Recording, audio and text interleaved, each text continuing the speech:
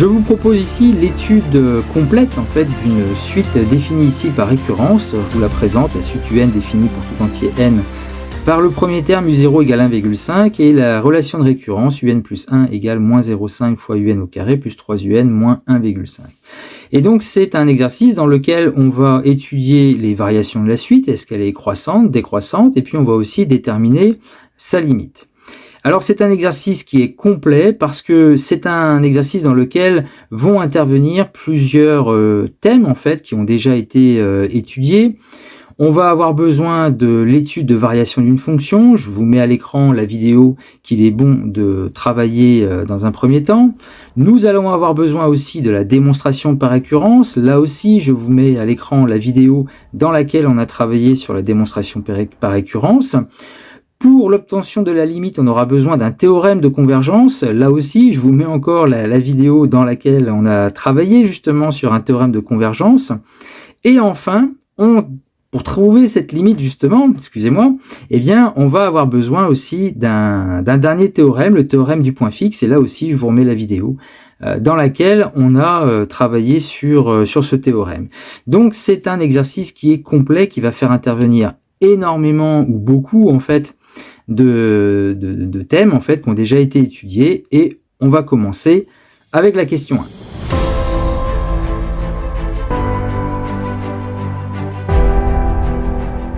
Alors ces suites définies par récurrence cachent une fonction, c'est-à-dire que la suite définie par la relation de récurrence UN plus 1 égale moins 0,5 fois UN au carré plus 3UN moins 1,5, en fait la suite UN est définie par UN plus 1 qui s'écrit en fonction de UN. Et cette fonction f, pour la trouver, elle est cachée en fait, pour la trouver il suffit de remplacer le UN par x. Et donc ça vous donne la fonction moins 0,5 x au carré plus 3x moins 1,5. Remarquez que si le x ici vous le remplacez par la valeur un, vous récupérez la relation qui est ici présente, qui correspond bien au terme un plus 1. Donc voilà notre fonction f. Cette fonction f, on va étudier ses variations. Pour étudier les variations, on a besoin de la fonction dérivée. Donc la fonction dérivée de moins 0,5 x carré plus 3x moins 1,5. Donc c'est moins 0,5 fois 2x plus 3. Et on obtient moins x plus 3. Pour étudier maintenant les variations, on a besoin du signe de la dérivée, donc le signe de moins x plus 3. C'est de la forme ax plus b, donc moins x plus 3 s'annule pour 3, moins 3 plus 3 ça fait bien 0. Et c'est le signe de a, donc le a c'est devant le coefficient directeur, moins 1 ici, donc signe de a à droite, c'est ça la règle. Donc on aura plus et moins. Donc voici les variations de notre fonction. Sur moins l'infini plus l'infini, la fonction dérivée est positive puis négative. La fonction f sera donc strictement croissante sur moins l'infini 3, puis décroissante sur l'intervalle 3 plus l'infini.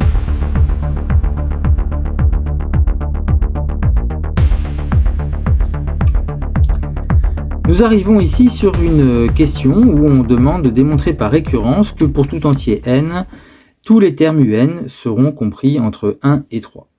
Au niveau de la démonstration par récurrence, donc c'est la vidéo dont je vous avais parlé au tout début, la propriété Pn correspond à ce que j'ai souligné ici en rouge, et on démarre par l'initialisation. L'initialisation démarre au premier rang où la propriété doit être vraie, c'est pour tout n, donc c'est pour n égale 0. On remplace dans la propriété Pn le n par 0, et cette propriété devient, est-ce qu'on a U0 compris entre 1 et 3. Or, U0 est donné, vaut 1,5.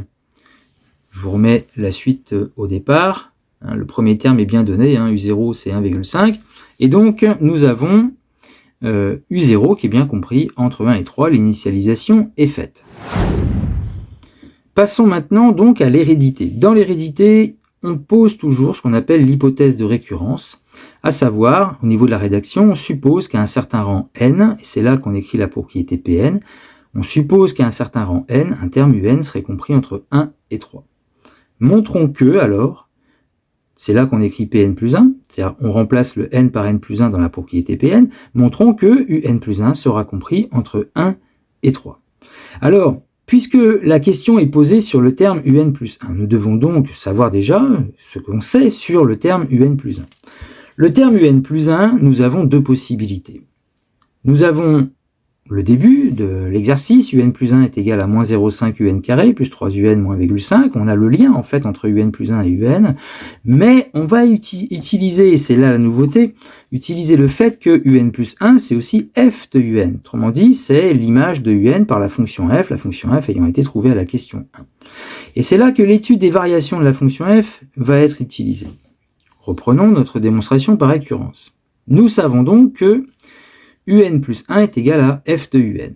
Et nous devons arriver à démontrer que un plus 1 est compris entre 1 et 3. Oui, mais par hypothèse de récurrence, un est compris entre 1 et 3. Et là, on va utiliser la fonction f. C'est-à-dire que comme un est compris entre 1 et 3, on va prendre les images de chacun des trois termes ici. Donc on va avoir f de 1, f de un et f de 3. Oui, mais alors pourquoi le symbole inférieur ne change pas?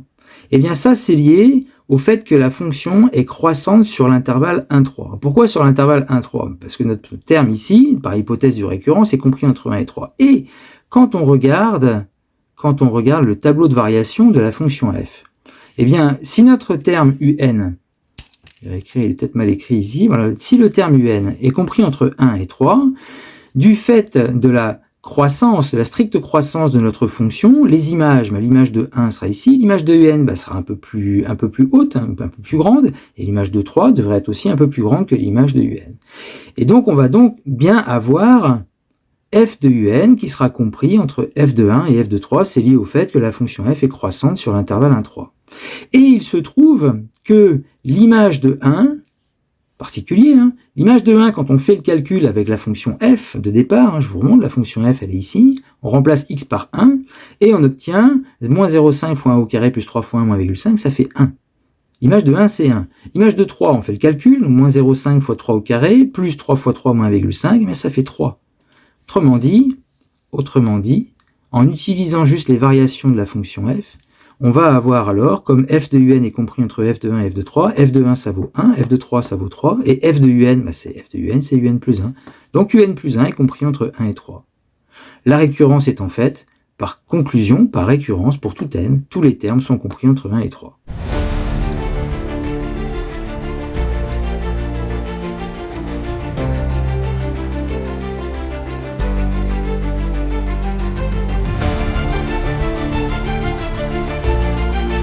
Dans la question 4, maintenant, nous devons démontrer que la suite est croissante. La suite croissante, il faut traduire ça mathématiquement, c'est montrons que pour tout n, tous les termes, le terme un sera inférieur ou égal à un plus 1. Et ça, on va le démontrer par récurrence. Avec la propriété Pn, un inférieur ou égal à un plus 1, l'initialisation va démarrer à n égale 0, puisqu'elle doit être vérifiée pour tout n. Donc, si on écrit cette propriété Pn pour n égale 0, c'est-à-dire ça devient P0, on remplace le n par 0 pour savoir ce qu'il faut démontrer ici dans l'initialisation. Et donc, attend U0 inférieur ou égal à U1. Alors, le terme U0, on le connaît, c'est 1,5. Le terme U1, on va pouvoir le calculer grâce à la relation de récurrence que je vous remontre. Elle est ici. U1, ça sera moins 0,5 fois U0 au carré, plus 3 fois U0, moins 1,5, avec U0 qui vaut 1,5. Et donc, quand on fait le calcul, le voici. On obtient U1 égale, donc vous avez le calcul qui est présent ici, on obtient 1,875, donc U0 est bien inférieur ou égal à U1. Nous passons maintenant donc à l'hérédité, avec l'hypothèse de récurrence. On suppose qu'à un certain rang n, un sera inférieur ou égal à un plus 1. Voilà la propriété Pn. Montrons que Pn plus 1. Donc on remplace tous les n par n plus 1, et ça devient, montrons que un plus 1 est inférieur ou égal à un plus 2, et c'est ceci qu'il va falloir démontrer dans cette hérédité, en se servant bien évidemment de notre hypothèse de récurrence. La question est donc posée sur un plus 1 et un plus 2, ici. Oui, mais on sait que un plus 1 est égal à f de un. Et du coup, un plus 2 est égal à f de un plus 1. Et comme dans la question précédente, on va se servir de la fonction f. À savoir que par hypothèse de récurrence, le terme un est supposé inférieur ou égal au terme un plus 1. Eh bien, on prend les images. L'image de un, l'image de un plus 1. Et là, maintenant, pourquoi le symbole ici ne change pas? Pourquoi l'image de un reste inférieure ou égale à l'image de un plus 1? Eh bien, vous avez ici l'explication. On sait que, d'après la question précédente, tous les termes tous les termes un, tous les termes de la suite sont tous compris entre 1 et 3. C'est pour ça que le tableau de variation de la fonction f, je l'ai gardé que entre 1 et 3, puisque tous les termes sont entre 1 et 3. Or, dans mon hypothèse de récurrence, on suppose que un est inférieur ou égal à un plus 1. C'est pour ça que j'ai mis un ici et un plus 1 à droite. Et quand on prend les images alors, l'image de un plus 1, comme justement la fonction f est strictement croissante, alors on avait vu qu'elle était strictement croissante sur, je vous remonte le premier tableau, sur moins l'infini 3. Mais nous on va rester entre 1 et 3 puisque tous les termes sont entre 1 et 3.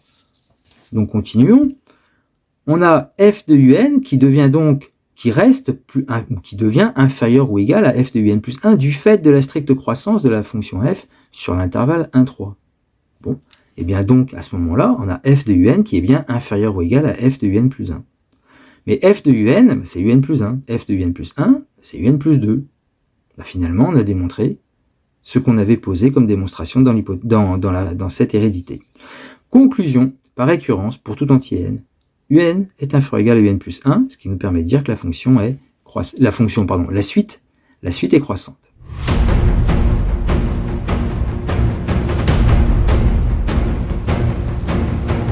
Et maintenant, eh bien, on va pouvoir démontrer que la suite converge et on va pouvoir déterminer sa limite. Alors pourquoi elle converge? Eh bien, c'est lié donc à un théorème de convergence dont je vous ai parlé au tout début de ce travail. Nous avons démontré à la question numéro 3 que tous les termes sont compris entre 1 et 3. Nous avons aussi démontré à la question 4 que la suite est croissante. Or, une suite qui est croissante, et qui est, alors tous les termes sont inférieurs ou égaux à 3. Ça veut dire que la suite, elle est majorée par 3. Or, une suite qui est croissante et qui est majorée, donc là, c'est le théorème de convergence, une suite qui est croissante et qui est majorée, eh bien, est donc convergente. Ainsi, la suite un converge vers un nombre L. Ça, c'est le théorème de convergence. Croissante, majorée, la suite converge vers un nombre L. Et maintenant, cette limite, ah oui, mais notre suite est définie par un plus 1 égale f de un avec une fonction f qui est continue. Elle continue sur son ensemble de définitions. La fonction f, c'est une fonction polynôme du second degré, c'est une fonction qui est dérivable, elle est forcément continue sur son ensemble de définitions. Donc, elle est continue, un plus 1 égale f de un, notre suite un converge vers un nombre L, et bien c'est là qu'on arrive le théorème du point fixe. Le théorème du point fixe nous a dit que L est alors solution de l'équation f de x égale x, c'est-à-dire que cette limite est solution de l'équation moins 0,5 x carré plus 3x moins 1,5, c'est la fonction f doit être égale à x. Pour résoudre cette équation, on passe le x de l'autre côté, on obtient moins 0,5 x carré plus 2x moins 1,5 égale 0. C'est une équation du second degré avec a qui vaut moins 0,5, b qui vaut 2, c qui vaut moins 1,5. Alors le delta, je l'ai calculé pour vous, ça fait 1, et j'ai aussi calculé les valeurs x1 et x2, j'ai mis 2 fois x1, c'est x2 qui est ici, et on obtient 1 et 3. Ça veut dire que la suite converge soit vers 1, soit vers 3. Pas les deux en même temps, c'est pas possible, une suite n'admet qu'une seule limite lorsqu'elle est en là. Ah oui, mais alors comment choisir? Pourquoi c'est 1? Pourquoi c'est 3? Et notre premier terme, c'est 1,5. Et la suite, elle est croissante. Donc elle ne peut pas aller vers 1. Donc sa limite, c'est 3.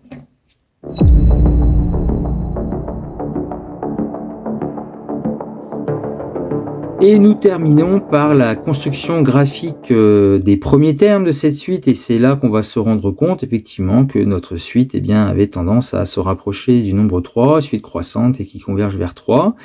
Alors là, je vous mets à l'écran la vidéo dans laquelle on a vu justement la construction des suites récurrentes, comme celle que je vous ai proposée ici.